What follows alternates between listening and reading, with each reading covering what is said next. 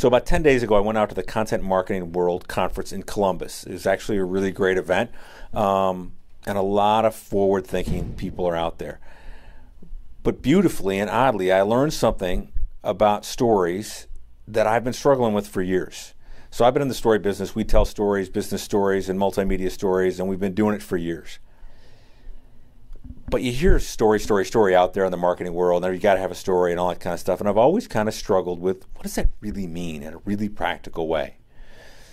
Well, I like to tell you a story about a presentation and a story in that presentation that really taught me the value of a story and what it means, particularly in the business-to-business world. So while I was there, the second day, the keynote was this guy named Marcus Sheridan. Very energetic guy. He owns a company called The Sales Lion. Okay, and he's given a presentation about why you need to be doing blogging and content marketing, and he's going through all the good strategies and tactics that you should do and covering all the reasons why you can't not do it and all your excuses and all that kind of stuff. And he's passionate and he's wonderful. But I see all kinds of presentations where people are passionate and they have examples and wonderful and all that kind of stuff. And I'm like, driving back, I was like, why did this story work?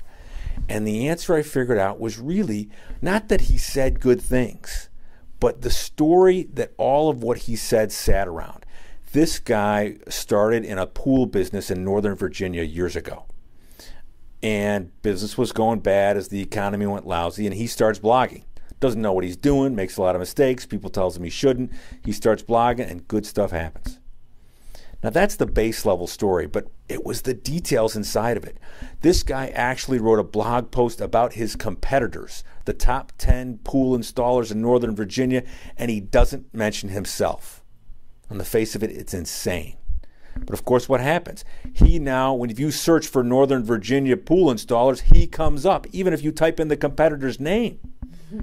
They had another story about people in the Caribbean who call him and say, Marcus, I love what I read about in your blog post. I will pay you a lot of money to come and install my pool on my Caribbean island. Marcus has never installed a pool.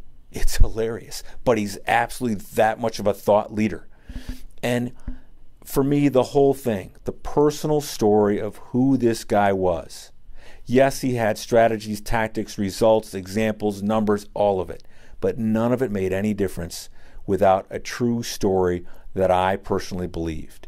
And for me, I just kind of figured it out, or it reminds me again that story is not just little narratives, it's the details, and all your value propositions, all your marketing things, they all hang off a true story told by whoever. It's a leader, it's a customer, it's whoever.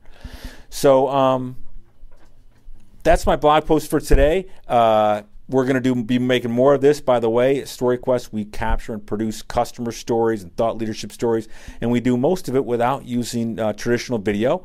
Hope to have more stories for you, and thank you for listening. I welcome you. If you have a story about stories, how you've been touched or moved by a business story, I'd love to hear about it here and share your comments. Have a great day. Bye-bye.